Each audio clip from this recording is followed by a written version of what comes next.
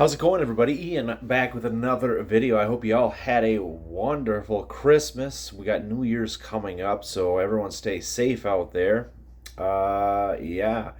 Today, from the title, these are my favorite nonfiction books. I don't read a ton of nonfiction.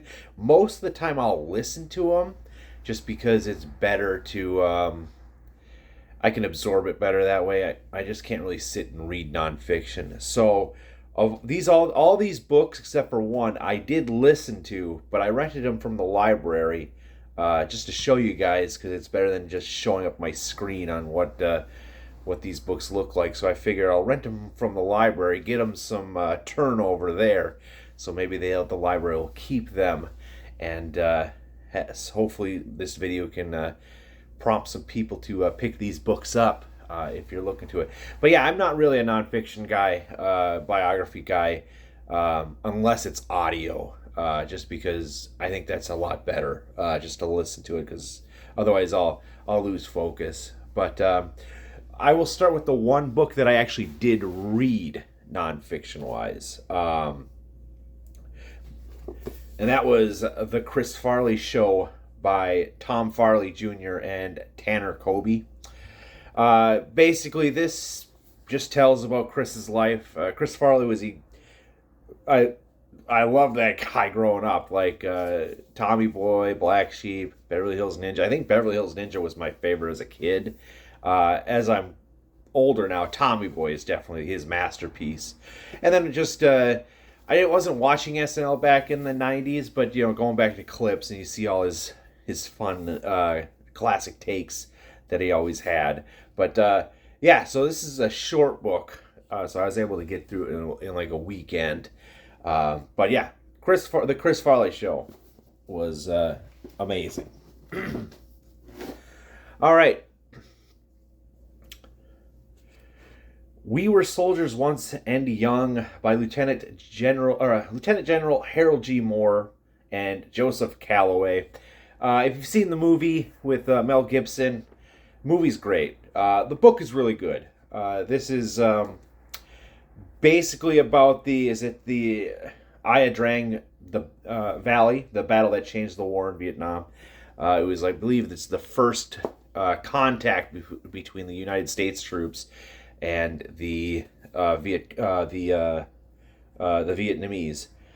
November 1965. And basically just tells the story. It's kind of written, or not. When I was listening to it, definitely felt like a fiction novel. You had all your characters you meet, except for they're all real. You meet them all in the beginning, and it's the book kind of writes about them. Not just it like puts you in their shoes when you're reading about them, and that's your characters. I don't know. It's kind of hard to explain, but it's not written like a regular nonfiction book. It more of a storytelling aspect of it, but it's true. But yeah, phenomenal book.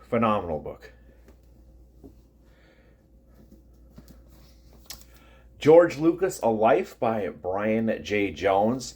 Now this is more of the author is just basically telling what George did in his life, kind of thing. Which I guess that's what all these. I don't know what I'm talking about. I woke up like literally maybe a half an hour ago. So yeah, but yeah, this is pretty fascinating. I did not I like Star Wars, so that's kind of why I picked this up.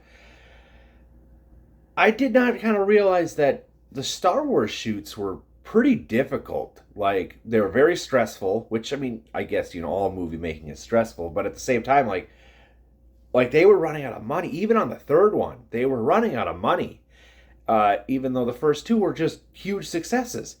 So, yeah, it's just kind of weird that yeah, you're not seeing that on screen, but it was a very difficult shoot.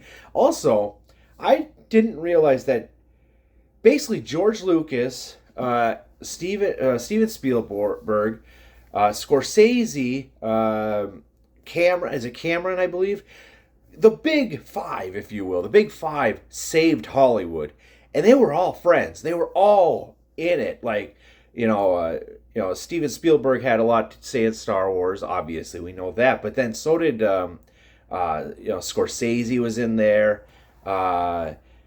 Who's the other bigger guys there? Those are the ones that stood out.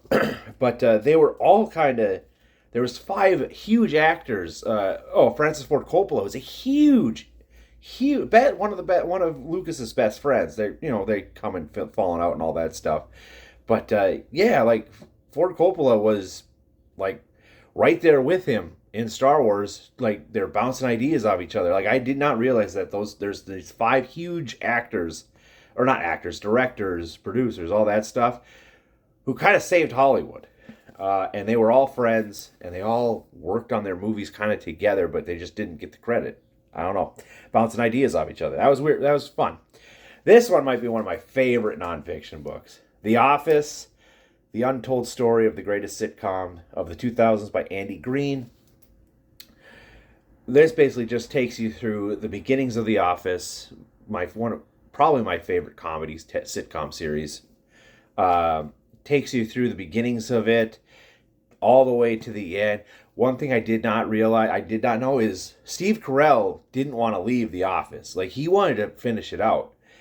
And NBC just never gave him an offer. Like, his contract expired, and they just thought, like, oh, he's probably going to want to, because he was blowing up in movies and stuff like that. I always thought Steve left because he wanted to go to the movies and stuff like that. He didn't. Like, NBC just thought, like, they didn't offer him anything. And then, or they just thought he was too expensive too, I guess. My guess is that. But I mean, without Steve Carell, The Office it just sank the last 2 years. The last 2 years were good. It's just that I couldn't believe that Steve was actually, like, he wanted to come back, but they just didn't offer it to him. The Last Action Heroes by Nick de Semlin. Semlin? The Triumphs, Flops, and Feuds of Hollywood's Kings of Carnage. I'm a huge action fan, I should say. And this basically just tells the story of the 1980s and 1990s action movie stars you have. It'll pick, each chapter or something will pick a different actor you see here. And mini biography, not getting a whole lot, and then just how they traverse the world of Hollywood in action and how they all came into contact with each other. They were all competing with each other. It was a lot of fun. Last one I got here. Boy on Ice, The Life and Death of Derek Boogaard by John Branch. Derek Boogaard, if you don't know, he was an enforcer hockey player. Enforcers you don't see them a whole lot on the ice anymore because fighting's not really allowed anymore and all that stuff, which is great because when you read this book, you kind of realize, like, oh man, like the hockey is pretty brutal when it comes to, like, the fighting, and they just, like, they don't really give a shit about the enforcers. But he was a little story is Derek Boogaard. I'm from Minnesota. Hockey's a big part of my culture up there. And Derek Boogaard played for my favorite team, the Minnesota Wild. And he was, 6'7"? Big guy. And he was a fan favorite. It's just that when the Wild would use him, and what most hockey teams do, and they use an enforcer. The enforcer, basically, he's the cop on the ice. If you go after, for every Wayne Gretzky out there, you're going to have a Marty McSorley. Marty McSorley was Wayne Gretzky's protector. He was his enforcer. So if you go and you hit Wayne Gretzky, you're going to have to deal with McSorley. All right? For Boogaard, it was Marion Gaborik. There was a few other guys, Mark Parrish, a few other guys who were our scorers, if you will. And if another team wanted to F with those guys, they knew that on the bench there was the boogeyman. That's what they called him, the boogeyman. Boogaard was sitting back there just waiting. So if you hit one of our guys, and we didn't like it, we send the boogeyman out. And when he stepped on the ice, I was at 2 games for the Wild, and I watched him play.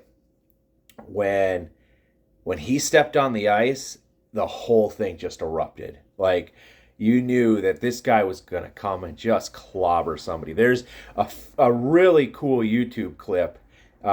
Just type in Minnesota or Derek Boogaard, Boog AARD, and versus the Anaheim Mighty Ducks, and you'll find this clip where this guy's just chirping at him, just chirping at Boogaard, and because the Ducks were getting a little rough. They were getting a little rough, and finally the coach said, Boogaard, get out there. He stepped on the ice, and the whole, it was in the United States crowd, or not the United States, what am I talking about? It was in the Minnesota crowd, erupts, and Boogaard's just skating around. You could just tell, he does this little yeah, you're fucked up now. You're about to find out. And he's just skating around. He's just, yeah.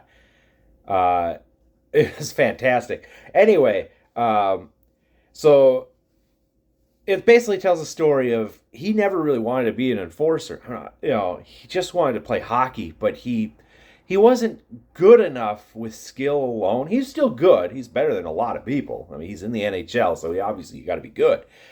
But yeah, he just wanted to play, but he was just so big and he could fight. And that's kind of where he learned, if you want to make it, you're going to have to fight.